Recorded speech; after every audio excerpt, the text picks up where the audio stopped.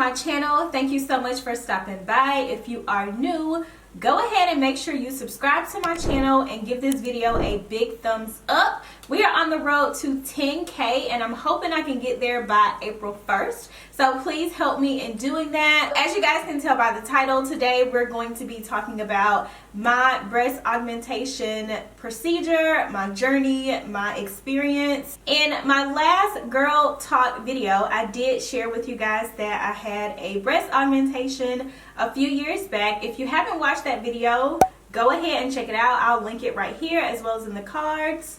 Shameless plug. But I got real personal with y'all, told y'all some stuff. We just had some girl talk, and I think I'm going to implement those videos on a monthly basis. But anywho, I dropped the bomb that I had plastic surgery before.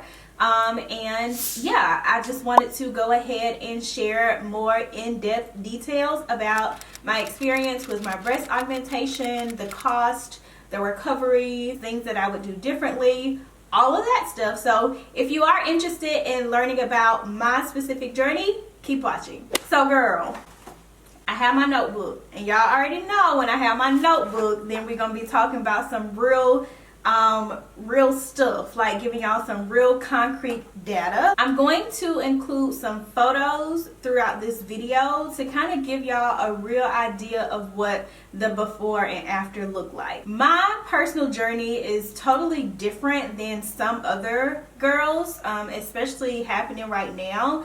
But as a full adult, I think I was 25, I still had no boobs. I was like a size AA, which literally is flat chested. Like, I look like a boy from the front and from the side. That's just being real with y'all. I was very self-conscious about it. I was not happy with it. I went through that whole phase of buying the expensive bras from Victoria's Secret that just made you appear to have breasts, and buying like the little gel things, like all that stuff I did throughout college. And once I graduated from college and was starting to really get grounded in adulthood, I was like, yeah, I don't want to live like this forever. Like, I don't, it wasn't about looks for me. I just didn't feel like a woman. Like, I just felt like a little girl or a little boy. Nobody had ever had a breast augmentation or any kind of plastic surgery additions in my family. None of my friends had either. Some of my family members had breast reductions, but nobody ever had breast implants. So I was like starting from scratch. I didn't really have anybody that I could ask or talk to besides my mom. I talked to my mom about it and she understood, but she really couldn't give me any kind of feedback around the whole process. So I did a lot of research and I found this website called Real Self.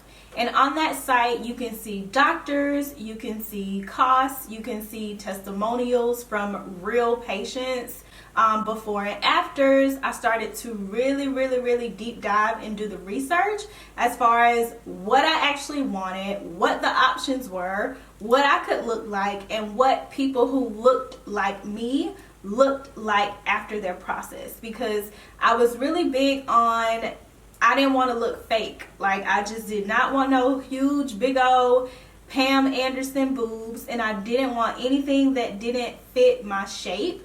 I'm still pretty small, but I was very petite, like 105 pounds. So yeah, that was like a big thing for me. And then it was an elective procedure, so it was like I was choosing to have surgery. So I wanted to make sure I found the best surgeon, the best team, something that was super convenient for me and something that I would be comfortable with. In July of 2015, I scheduled a consultation with 3 different doctors. And I went to the doctors and I just got a feel for the doctors. We talked about sizes.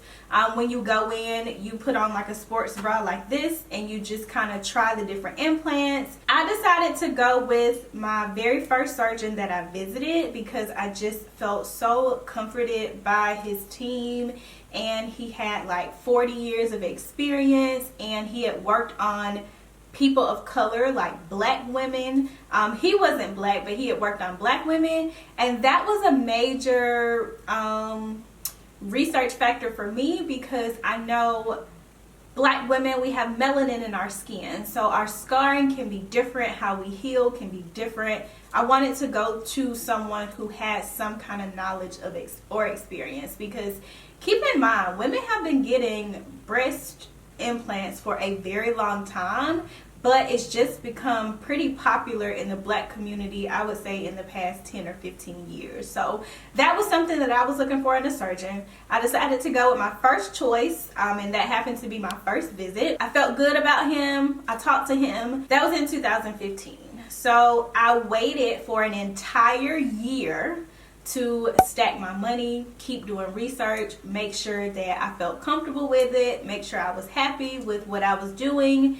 And in March of the next year, in March of 2016, I reached back out to the surgery center and said, okay, hey, I think I'm ready. I had to go back in for another follow-up, because my consultation was almost a year past. And we talked about sizes again, and we talked about the whole process. Another part of me selecting a doctor is I didn't want to be in a hospital setting. I wanted to be in a surgery center.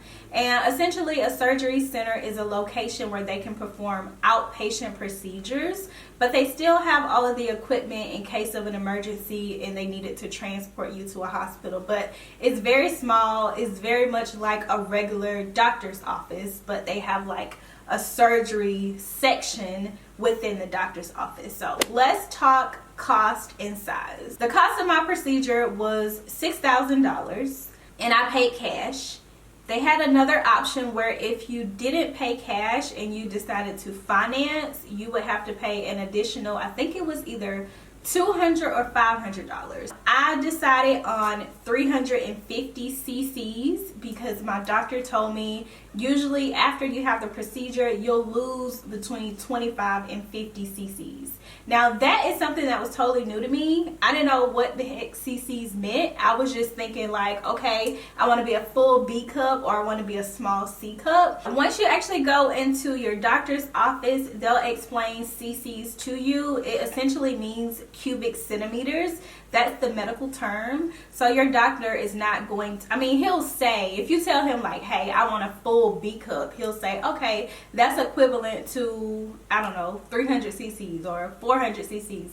That's like the size that you get. So with that, my particular surgeon, and I don't know if it was just something at the time, like I don't know if he still does it, but he showed me 3 different implant options. He showed me the saline option, he showed me the silicone option, and they had something that was relatively new that was like the Teddy option, which it felt like a texture implant. Like it felt kind of grainy, but it was still very soft. Y'all know I'm a physical person, so I'm just doing my hands. So yeah, those were the 3 options.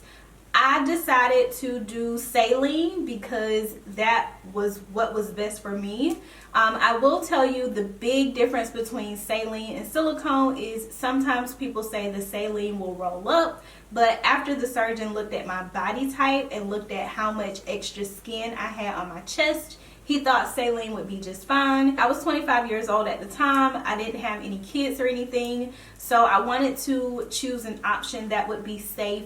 If I were to have children later in life, I could possibly still be able to breastfeed without causing any harm to my baby or my body or anything like that. So that is what I decided to do. But my surgeon also gave me a few options around incision spaces. I went with the most common option, which is under the breast. So I have 2 incisions. They healed perfectly. You can't even tell. I think sometimes they can go through the areola and then sometimes they can go through the side, but I chose to do under the boob. That worked best for me. After we got all those details ironed out and I felt comfortable with it, I went ahead and scheduled my drug test. So before you can actually secure a surgery date, you have to pay the full price, and you also have to have a negative drug test. So I went and I had to do a urine sample, and I also had to do a blood sample. Once those results came back, the surgery center reached out to me to say, hey, your results came back as negative. We can go ahead and schedule your surgery. So, funny thing, I actually scheduled my surgery for April, and my mom was on spring break, but my parents had already planned a trip to New York to take my sisters to New York for spring break. So they were like, sorry, we're not going, not they. My mom was like, well, sorry, girl, I already planned this, so you're going to have to figure something out. But I was so adamant about getting it done, like I needed to get it done that week just because of my work schedule and stuff. I had to find a workaround. Before we get to how I actually went through my procedure, I had a really difficult time talking to my dad and my grandparents about it because I wanted them to understand it wasn't a cosmetic reason for me. It was more so of a personal reason and a womanly reason. My grandma understood, and she was like, okay, that's fine.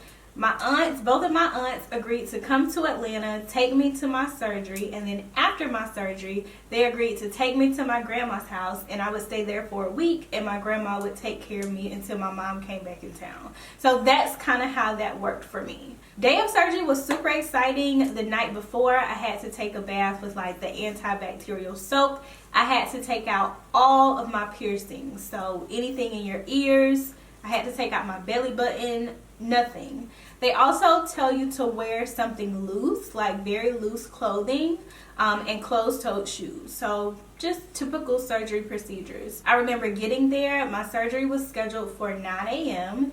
and I don't think I actually went back until about 11 because they have to do all of these pre-op measures. So the doctor comes in, he marks you up with the Sharpie, y'all talk about the size again, y'all talk about the shape again, y'all talk about the risk. Obviously you won't be able to drive, so the designated driver has to actually sign some documents and stay at the facility while you're having your procedure done.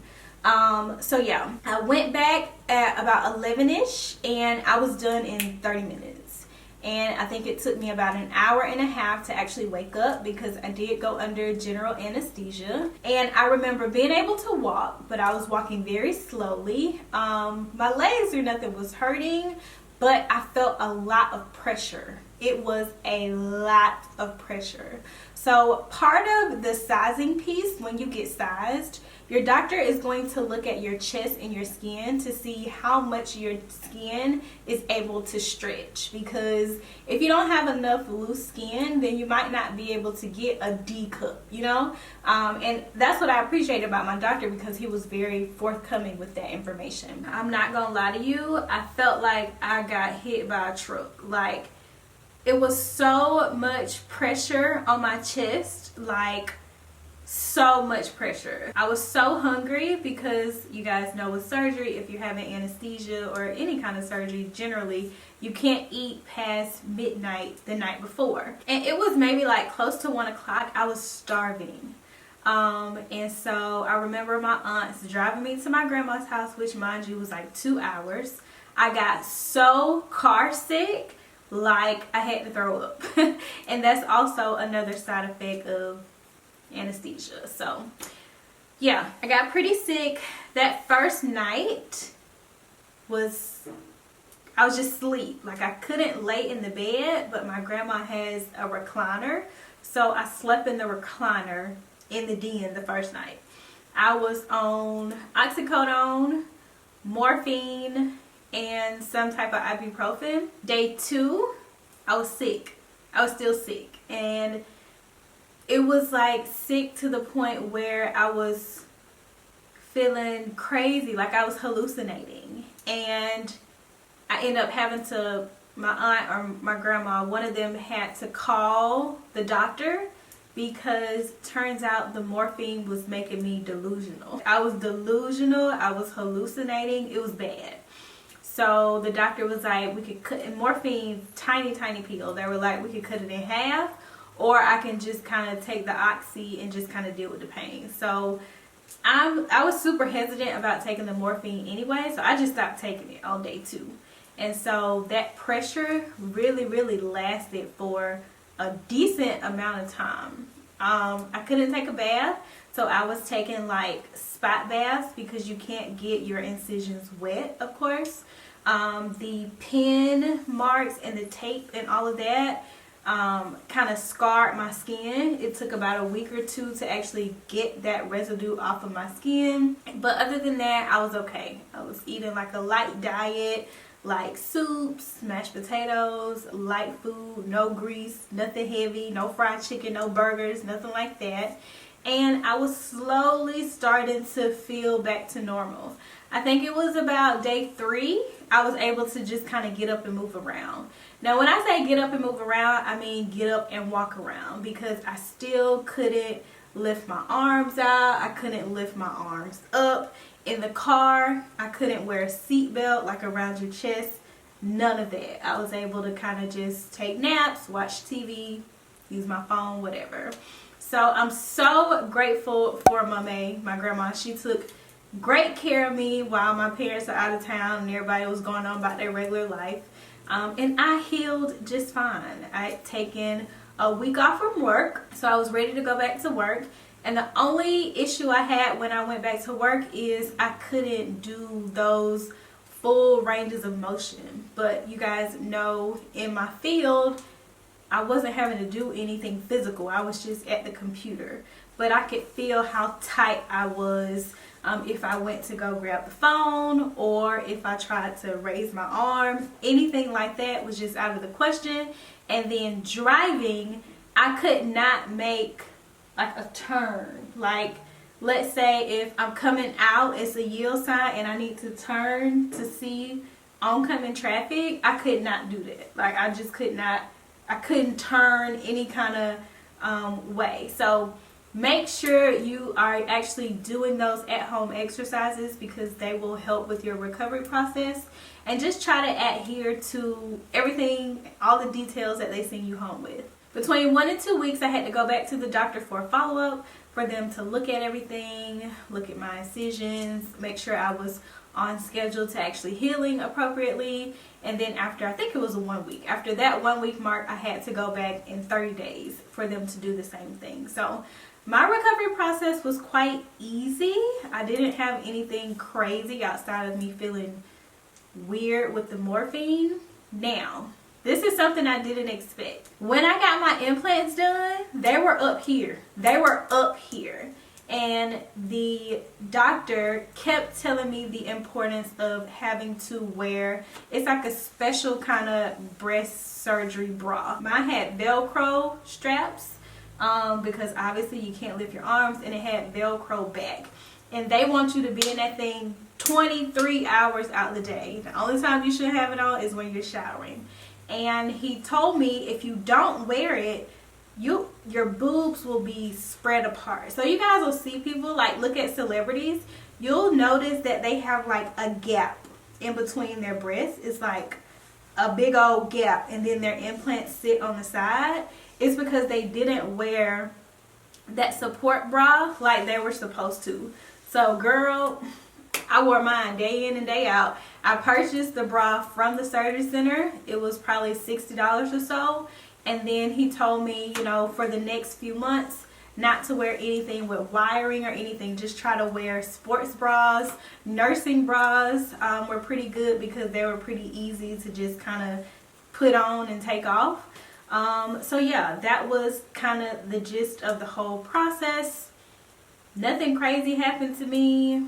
I didn't have any crazy side effects besides the morphine. I followed the instructions. Here we are, what is it? 15, 16, 17, 18, 19, 20, 21.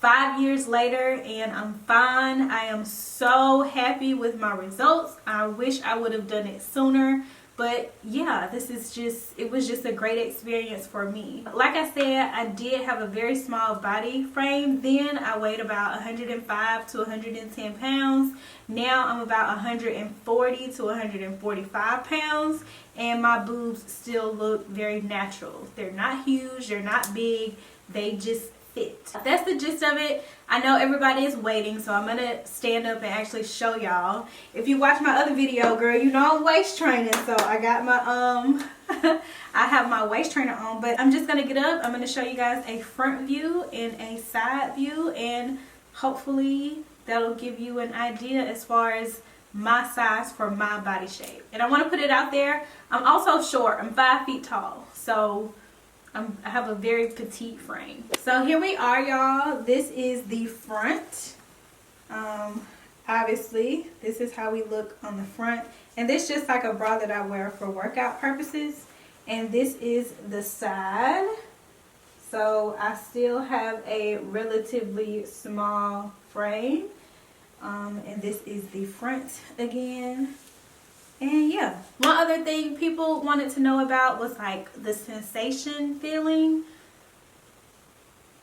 I can't tell the difference. It's not really anything crazy for me. So that's just my experience. I hope that you guys enjoyed this video. I hope that somebody can take something from this, whether you're getting an augmentation or reduction, or if you just want to know the details. Hopefully this video was able to answer some of your questions or give you a better insight as far as a personal experience. But yeah, make sure you guys subscribe to my channel. Give me a big thumbs up, comment, share, turn on your post notification bell, follow me on Instagram, all that good stuff. And yeah, I hope you guys enjoy, and I'll see you in the next one.